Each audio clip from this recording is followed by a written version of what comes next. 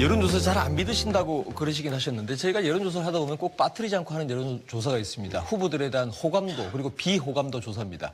비호감도 조사를 해보면 늘 1위가 홍준표 후보가 많이 나옵니다. 대체 국민들이 우리 홍 후보님한테 어떤 부분에서 비호감도를 느낀다고 생각하세요?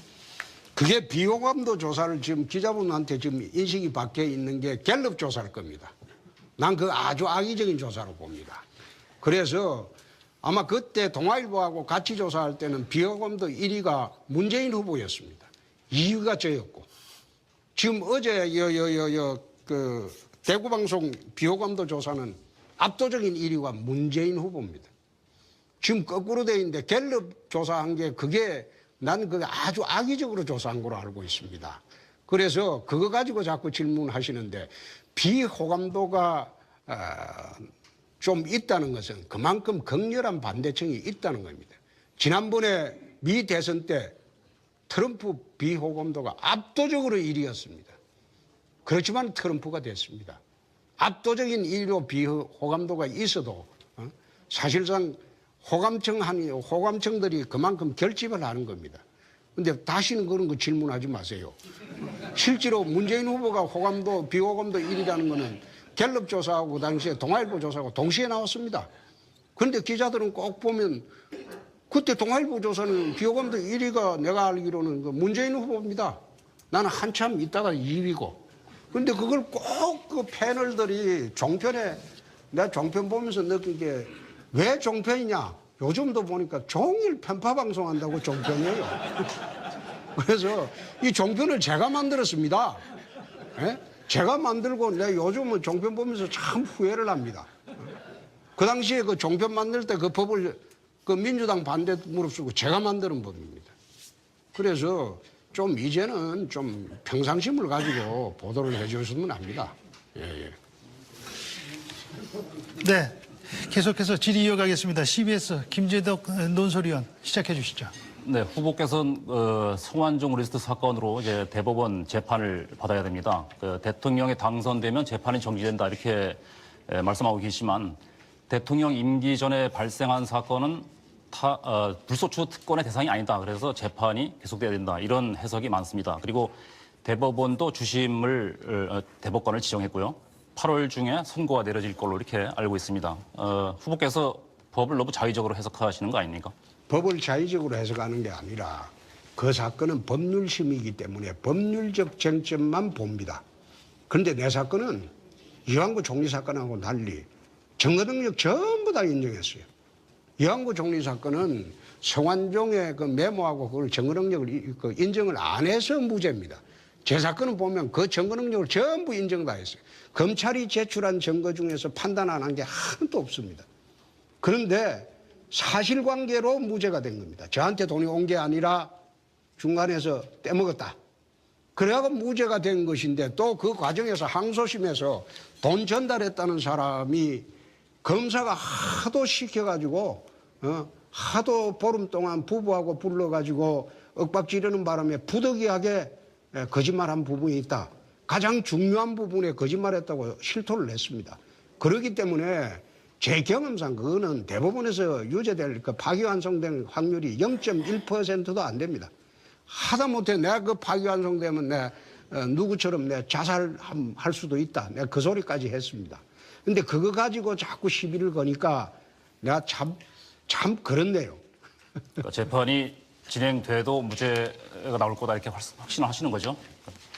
다음 무죄라고 확신이 안 되면 어떻게 대통령 선거에 나왔겠습니까? 그거는 난 성완종이를 몰라요. 내가 문재인 후보한테 물어봤어요. 아니 내가 성완종이한테 엮였다고 자꾸 이야기했는데 당신은 그 민정수석이나 그거 하면서 성완종이 사면을 왜 한 정권에서 2번이나 해줬냐? 그 사면할 때 내가 알기로는 맨입으로 안 해주는 줄 아는데 그 맨입으로 사면을 2번이나 해줬냐? 그래 물으니까 답변을 못 하잖아요. 네, 그리고 경남도지사직을 이제 시한 3분 전에 사퇴해서 보궐선거를 아예 할 수 없도록 원천 차단하셨는데 경남도민의 참정권은 제한하면서 유권자들한테 표를 달라 이렇게 하시는 게 이율 배반 아닙니까? 그 후보께서 본인 좌우명도 아마 뭐 뜻이 크고 기계가 크다 뭐 이런 사자성어를 좌우명으로 삼고 계신 걸로 알고 있는데 꼼수 사태, 목리 사태 이런 비판 계속 이어지고 있습니다. 이 부분에 대해서 어떻게 생각하십니까? 그러면 지금 대선에 나온 국회의원 세 분은 왜 사퇴를 안 합니까? 안철수 후보는 보궐선거 이번에 없애기 위해서 5월 9일 이후로 사퇴를 했습니다. 그렇잖아요. 4월 9일 이후에 사퇴를 했어요. 그럼 유승민 심상정이는 왜 사퇴를 안 합니까? 나는 임기가 1년 2개월밖에 안 남았어. 이걸 제대로 선거를 하려고 하면 경남도에 줄사퇴 파동이 있습니다. 그렇게 해서 선거 비용이 한 300억을 지방비가 들어가야 됩니다. 그래서 내가 선거 비용을 내가 고생해서 땅 한 평 안 팔고 3년 6개월 고생을 해서 경남도 빚을 제로로 만들었습니다. 지금 아마 광역단체가 빚 없는 광역단체가 지금 아마 사상 최초로 경상남도가 빚이 한 푼도 없습니다. 재정 건전화를 했어요. 그 재정 건전화를 하고 청렴도를 14위 하던 걸 1등으로 만들어 놨습니다. 그럼 경남도를 전부 깨끗하게 다 만들어 놨는데 내가 앉아서 열흘 정도 먼저 사퇴를 했으면 내 대선 운동을 열흘 더 할 수 있었어요. 그런데 내 대선 운동을 포기하더라도 우리 도민들한테 내가 300억을 부당하게 쓰는 것을 막아야 되겠다. 그렇게 해서 내 사퇴를 안 한 것인데 나는 심상정 후보나 유승민 후보도 사퇴를 해야 된다고 봅니다. 그 사람들은 임기가 지금 3년 이상 남았어요. 3년 이상 남았는데 자기들은 사퇴 안 하고 선거 떨어지면 또 국회의원 계속 해먹으려고 하는 거 아니에요.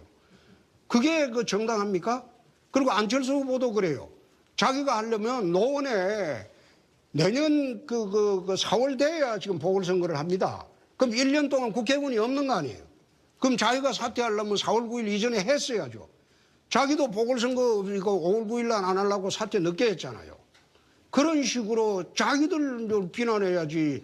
왜 도민의 아까운 세금을 갖다가 1년 2개월짜리 도지사 뽑는 거 이거 출마하기 전에 도의 모든 중요 정책을 1년 2개월 동안 중요 정책을 다 결정해주고 나왔어요. 이제는 직무대행자가 하면 그 새로운 결정할 게 없습니다. 그런데 나보고만 자꾸 꼼수 사태 언론이 많이 기울어져 있다는 것도 바로 거기에서 나 기인한다고 봅니다. 네. 왜 나머지 세 사람을 사퇴시켜야지. 저는 사퇴했잖아요. 사퇴했으니까 나머지 두 사람 사퇴하라고 하세요. 네, 한 가지만 더 질문 드릴게요.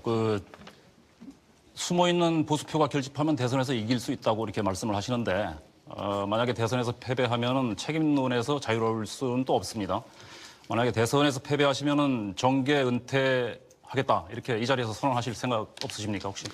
문재인 후보가 대선에서 지고 정계 은퇴를 했어요. 하고 또 광주에 표심 자기가 은퇴 안 오면 지금 정계 은퇴하겠다. 문재인 후보 정계 은퇴 발언을 5번이나 했습니다. 그런데 지금 대통령 후보 나와서 뛰고 있잖아요. 정계 은퇴라는 게 지금 이 자리에서 제가 한다고 해서 그 약속 지켜지리라고 보십니까? 그리고 무너진 정당 가지고 지금 악정고투를 하고 있는데 내한테 무슨 책임을 묻겠습니까? 홍준표 아니면 자유한국당에서 이런 대선 끌고 나갈 수가 없습니다. 제가 그래도 보궐선거에는 자신이 있는 사람입니다.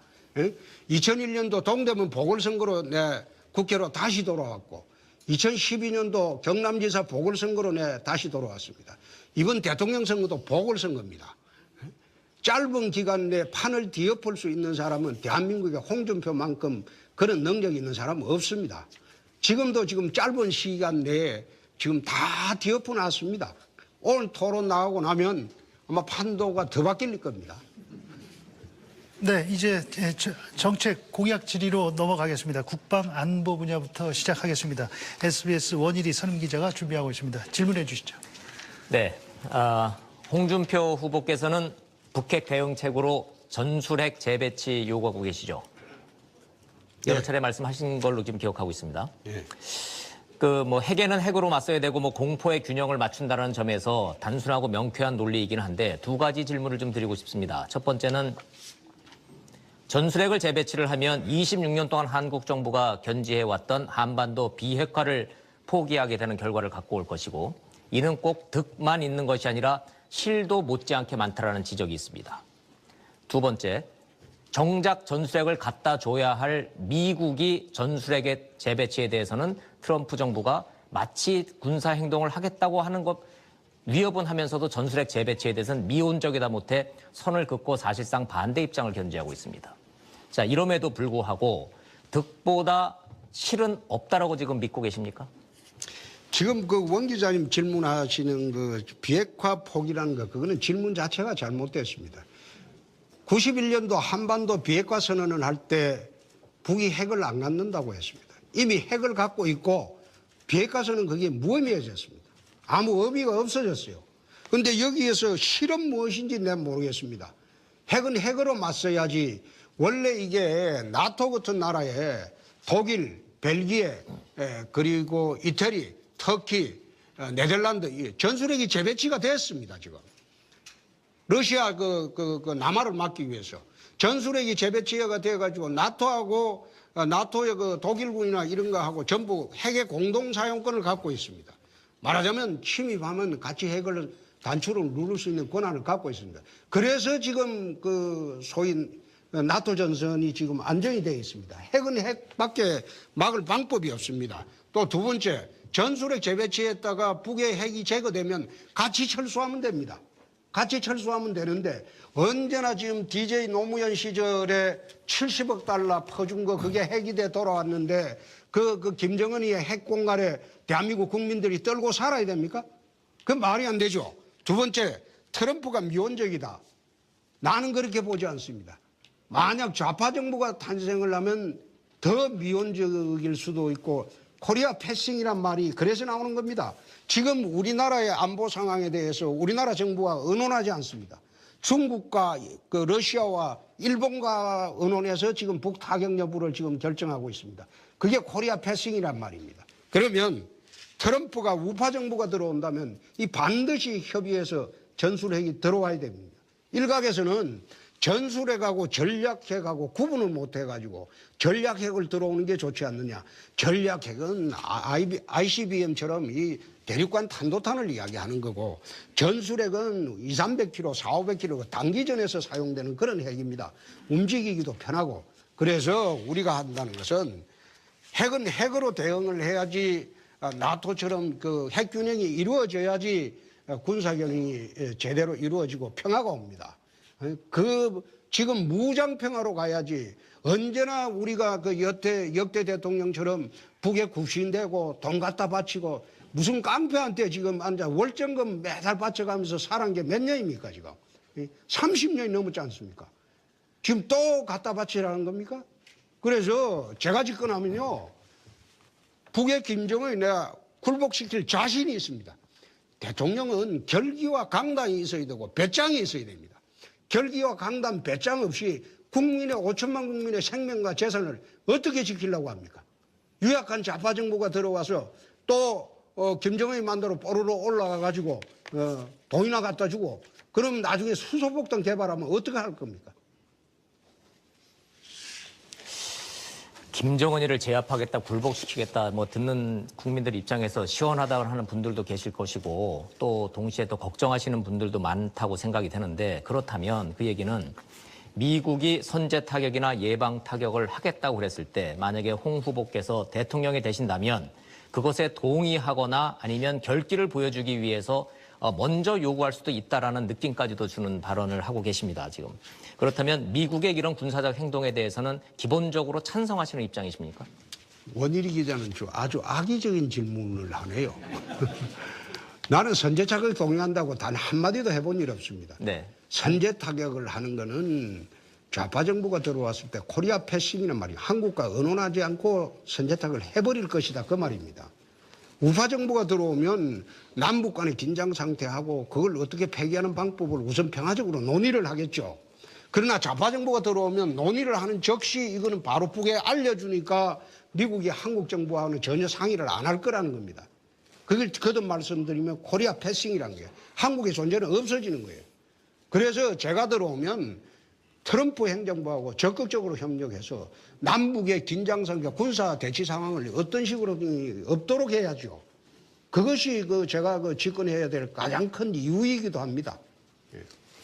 네. 네, 예정된 시간 절반 훨씬 돌았습니다. 자, 다음 MB